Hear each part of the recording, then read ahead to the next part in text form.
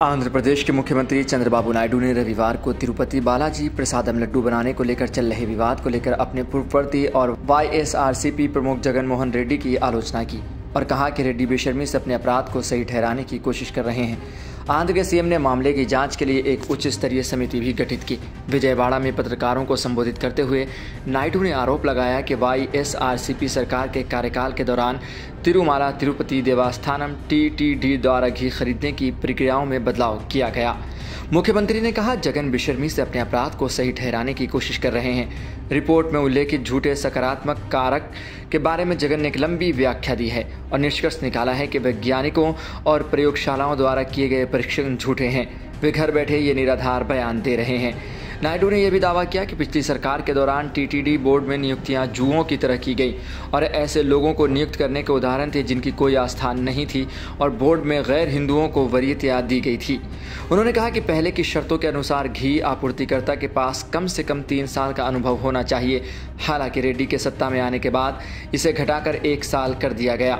CM ने यह भी कहा कि आपूर्तिकर्ता का आवश्यक टर्नओवर भी पहले के 250 करोड़ रुपए से घटाकर 150 करोड़ रुपए कर दिया गया है। मुख्यमंत्री ने पूछा कि कोई 319 रुपए में शुद्ध घी कैसे दे सकता है, जबकि पाम ऑयल भी इससे महंगा है।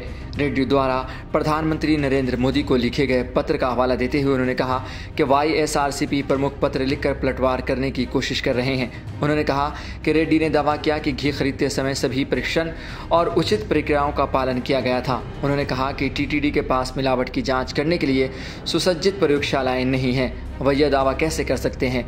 टीटीडी केवल साधारण परीक्षण करता है। केवल एनबीएल प्रयोगशालाएं मिलावट की जांच करने के योग्य हैं। टीटीडी के पास बुनियादी ढांचा न होने के कारण वह कैसे दावा कर सकते हैं कि सभी गहन परीक्षण किए गए थे? नायडू ने रेड्डी पर यह आरोप भी लगाया कि नायडू राजनीतिक लाभ के लिए भगवान का इस्तेमाल कर रहे हैं और भगवान वेंकटेश्वर स्वामी का अपमान कर रहे हैं। रेड्डी ने कहा था कि नायडू ने आंध्र प्रदेश में अपने 100 दिनों के शासन में ध्यान हटाने के लिए तिरुपति प्रसादम लड्डू में घी की मिलावट का आरोप लगाया। नायडू ने आगे कहा, वह जगन मोहन रेड्डी क्या बकवास कर रहे हैं? सरकार में अभी 100 दिन भी नहीं हुए हैं। आप नीतियां बताएं, मेरी नीतियों की आलोचना करें और मैं जवाब दूंगा कि आपने क्या किया है, मैंने क्या किया है। लेकिन आप ध्यान भटकाना चाहते थे। लेकिन अगर आप ऐसा करेंगे तो और भी ज़्यादा भावनाएं आहत होंगी। मैं 3 दृष्टिकोण अपना रहा हूँ। पहला, परंपराओं के अनुसार शुद्धिकरण। मैं आईजी स्तर पर जांच का आदेश दे रहा हूं। प्रबंधन समिति में केवल वे ही लोग होंगे जिनकी आस्था है। अंत में हम सभी मंदिरों के लिए एसओपी तैयार करेंगे।